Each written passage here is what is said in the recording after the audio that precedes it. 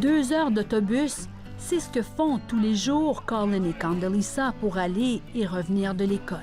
C'est long, mais c'est un moindre sacrifice pour avoir accès à une éducation de qualité. Il y a à peine 60 ans, c'est la couleur de leur peau qui aurait déterminé le sort de la famille Sémé. It's important to me that they do recognize that there are still certain challenges because of the color of your skin.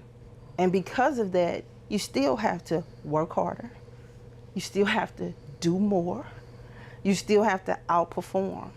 Comme d'autres Afro-Américains, ils ont intégré une école dans un quartier mieux nanti et plus blanc que le leur.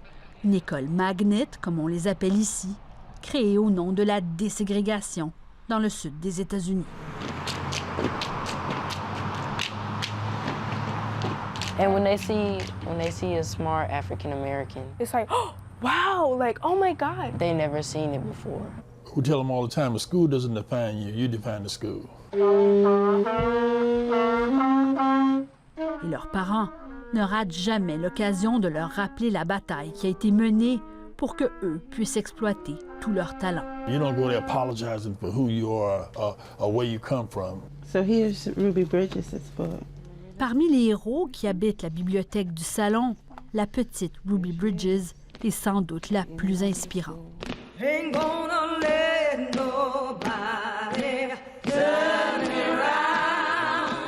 C'est elle, la première noire qui a mis les pieds dans une école primaire réservée aux Blancs.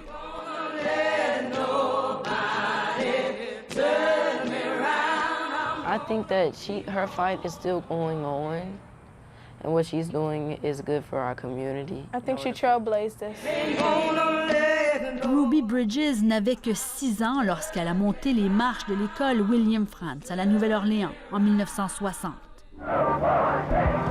Les parents blancs, déchaînés, ont manifesté pendant des mois et l'ont même menacée de mort. Elle a passé toute sa première année dans une classe vide avec une institutrice venue de Boston parce que personne dans le Sud ne voulait lui enseigner. Cette scène de Ruby qui va à l'école protégée par des agents fédéraux a été rendue célèbre par le peintre Norman Rockwell et a marqué l'imaginaire de millions d'Américains. Quand Barack Obama est devenu président, c'est une des premières toiles qu'il a empruntées pour la Maison-Blanche.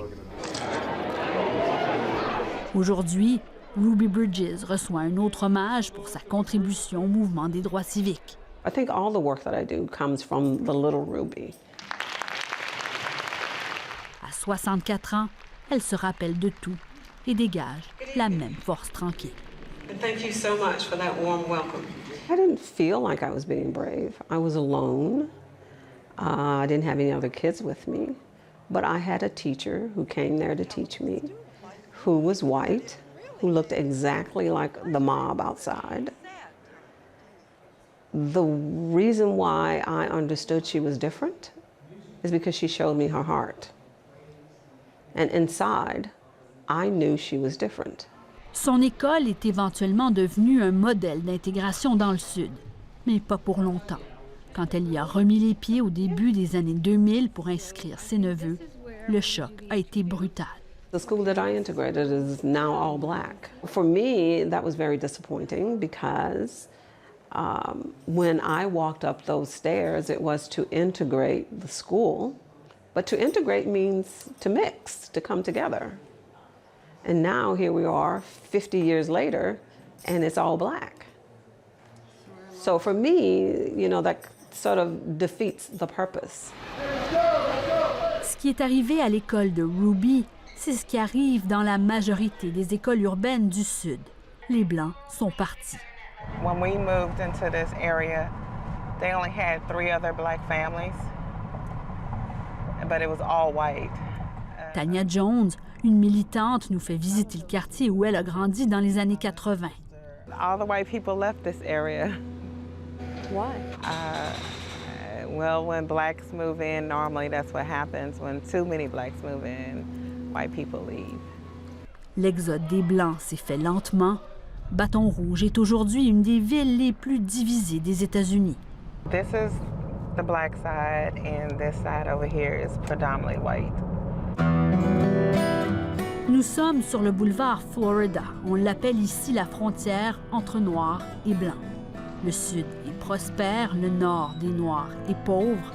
Les écoles ont été les grandes victimes de cette ségrégation résidentielle. Le taux d'échec est alarmant. Here, we can request books, we can request laptops, we can request to fix the window. And it's met with total resistance. I don't think they have as much hope in us. That's the reason why they don't give us as much money. You think that? You truly believe that? I really do. Definitely there's racism that's segregating our schools.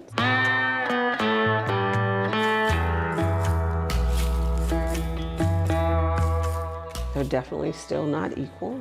I think a lot of it has to do with economics. Le fossé racial et économique se creuse d'année en année et c'est loin d'être terminé. The majority of people that have had the capability to leave have left.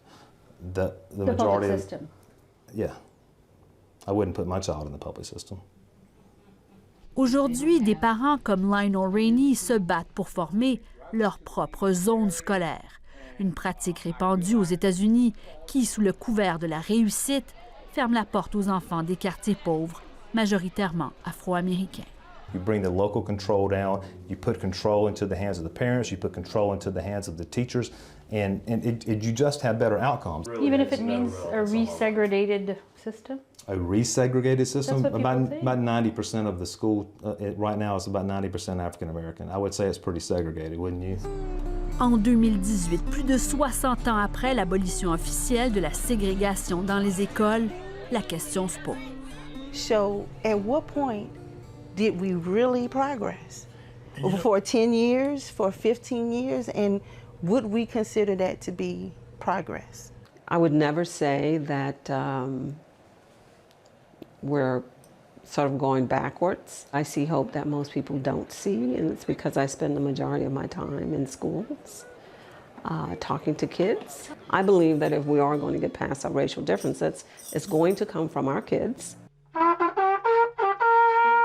Des enfants comme Condoleezza et Colin qui avancent à contre-courant dans cette société où le racisme est ancré et le progrès toujours fragile. Oh, freedom over.